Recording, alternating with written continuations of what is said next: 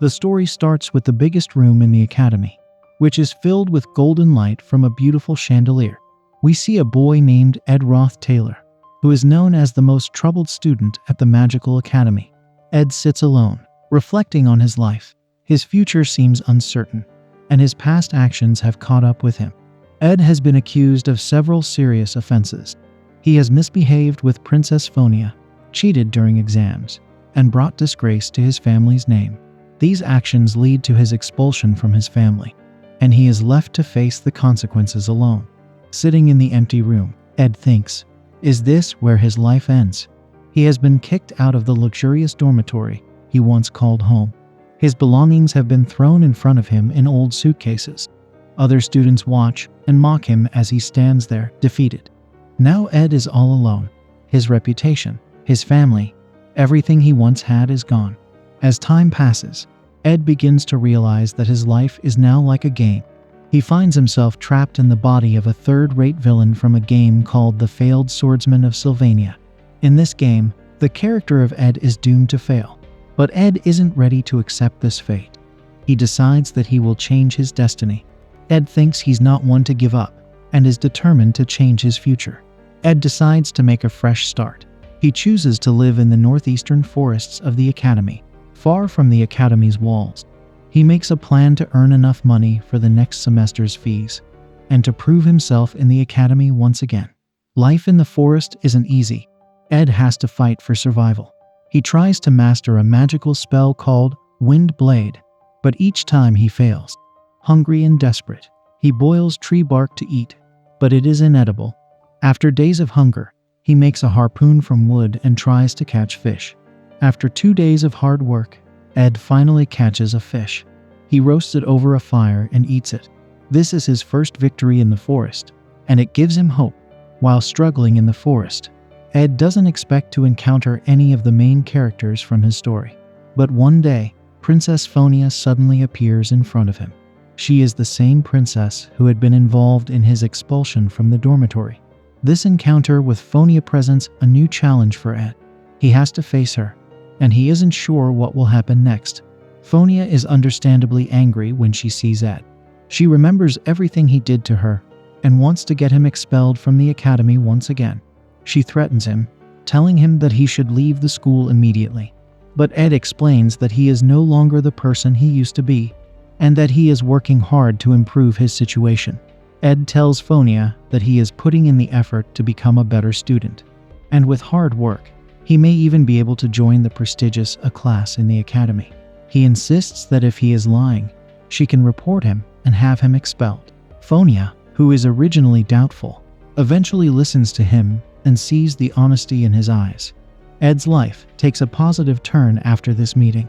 He understands that he has a long road ahead, filled with challenges, but he is determined to overcome them. His main goal is to work hard, improve his skills, and eventually graduate from the academy. His journey is now focused on proving himself. Ed knows Phonia is preparing for a class placement test. In the test, students are asked to find magical beads hidden in the forest. Ed tells Phonia that if she goes to the lake at the southeast of the forest, there will be a giant tree in the middle of a small grassy island, and there she will find a present he left there. Back in the academy, Professor Glast asks everyone to take out their beads, and after seeing everyone, he announces that only 3 students managed to find the beads, which guarantees them a spot in the highest class. Phonia finds the hidden bead, which is hidden at the guardian tree of Merelda, so she will be at the top of the class.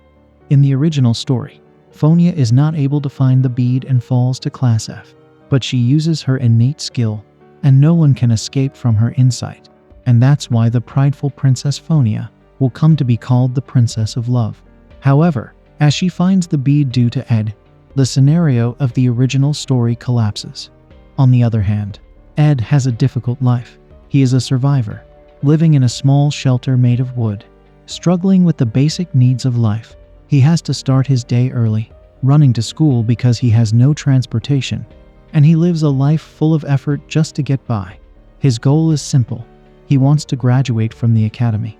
In school, he doesn't care about the gossip or the stares from others, as he focuses on his own survival.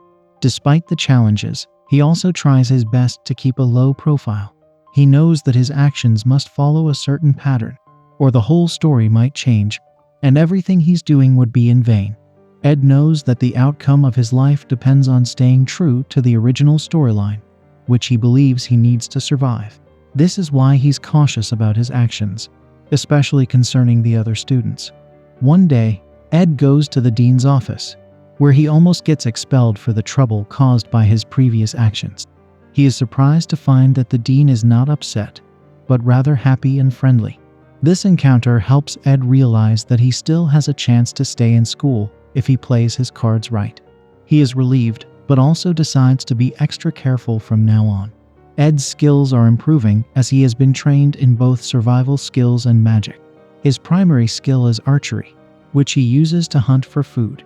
He spends his days hunting, practicing, and focusing on surviving and maintaining the course of the story. While hunting, Ed encounters a girl named Janica, a second-year student. She is a talented spirit sorcerer and a top student, which makes her significant in the original story. When Ed meets her, she is kind and friendly, even though he is initially hesitant and uncomfortable. Janica talks to Ed with a lot of interest and curiosity. Much to Ed's surprise, she reveals that she knows about him because of Merelda, the forest spirit, who has shared information about him. Ed is shocked that Merelda, the powerful spirit of the forest, is so curious about him and has spread word about him. He feels awkward as he didn't expect to be so well known among the spirits. However, Janica continues to talk to him and even shows him a small magical creature that she has formed a contract with. This creature radiates a light, and Janica offers Ed the chance to interact with it.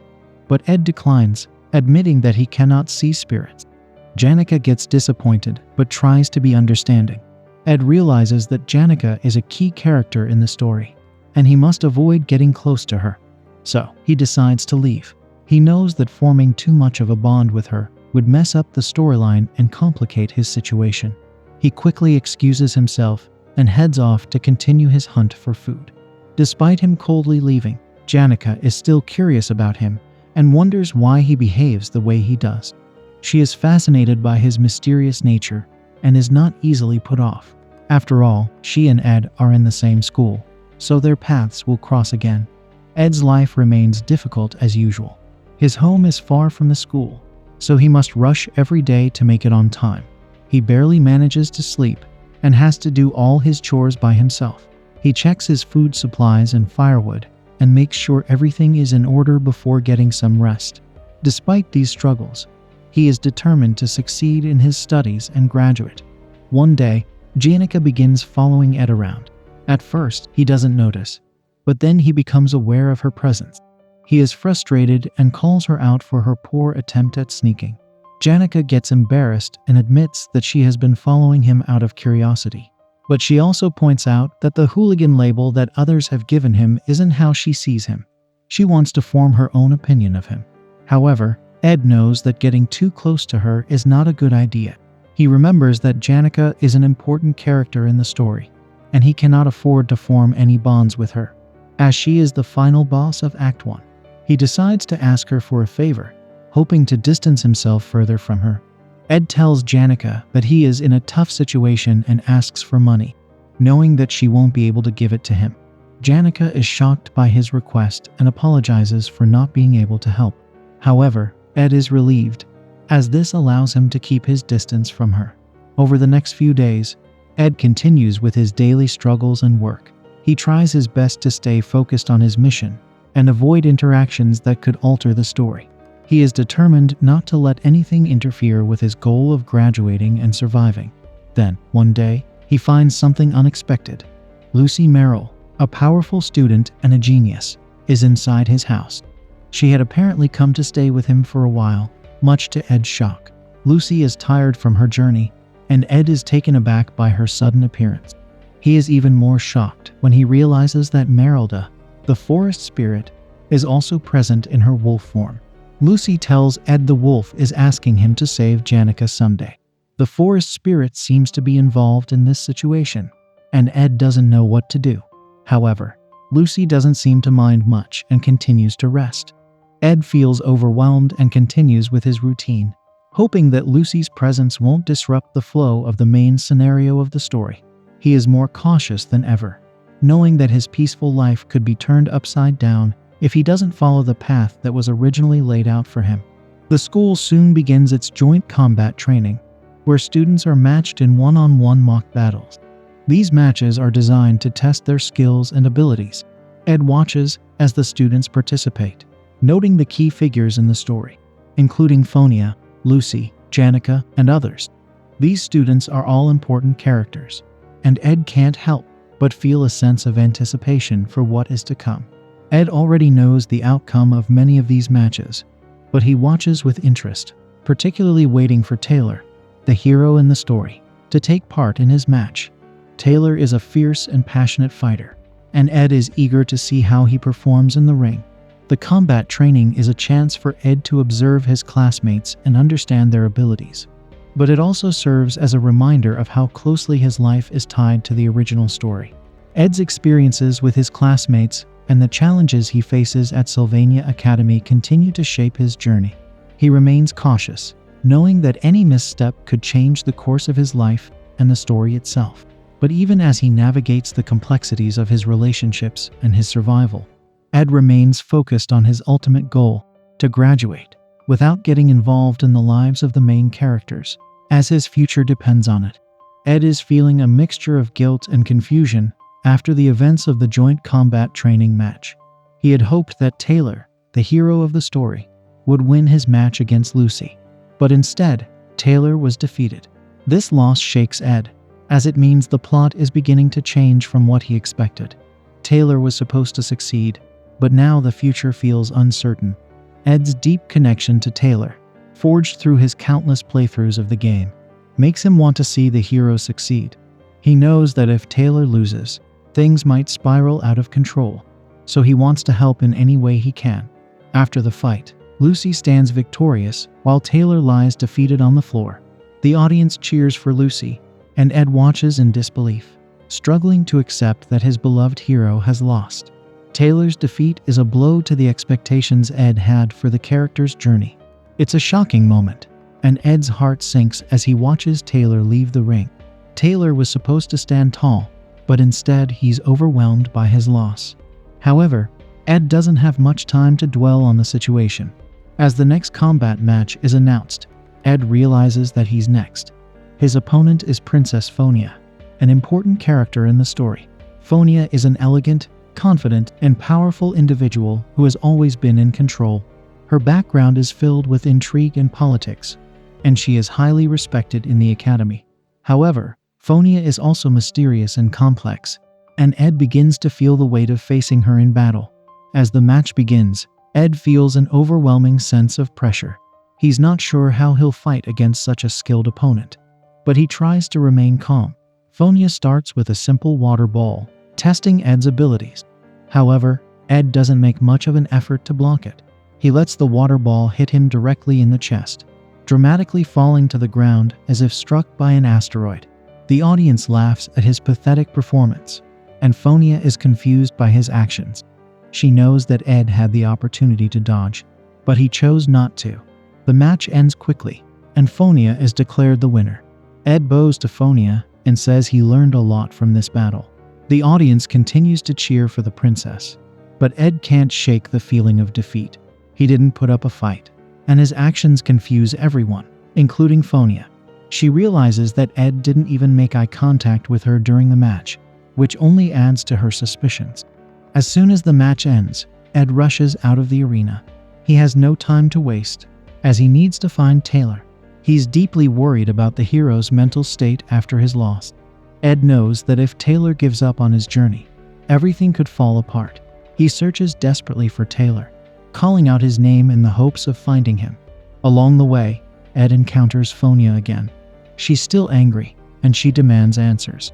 She accuses Ed of trying to cut ties with his family and wonders if he picked on Taylor because he needed a reason to be expelled from his noble family. Ed is caught off guard by her sharp observations. He avoids eye contact, denying everything. He doesn't want to reveal too much to her, especially about his family's dark side. Fonia presses him for the truth, But Ed lies to her, and she can tell that he's lying. Her ability to see through lies doesn't help her in this situation, as she has no evidence to confront him. Despite the tension, Fonia eventually gives up. She knows that Ed has something important to take care of and lets him go. Ed, still feeling the weight of everything, makes his way toward the door. Before leaving, he tells Fonia that she should try to relax more and not be consumed by the political intrigues of her royal life. He sees through her facade and offers her advice, even though he's in a hurry. Fonia is surprised by his words and starts blushing. It's the first time someone has acknowledged the stress she's under. After leaving Fonia, Ed continues his search for Taylor. His concern for the hero only deepens, and he knows that if Taylor doesn't get back on track, things will spiral even further. He finally finds Taylor sitting alone, holding a broken wooden sword in his hand. Taylor looks defeated, and Ed's heart aches for him. However, before Ed can speak, a girl named Ayla steps in front of him and tells Ed not to bother Taylor anymore. Subscribe to my channel for more amazing recap videos like this. If you have any suggestions for the next recap, comment down below.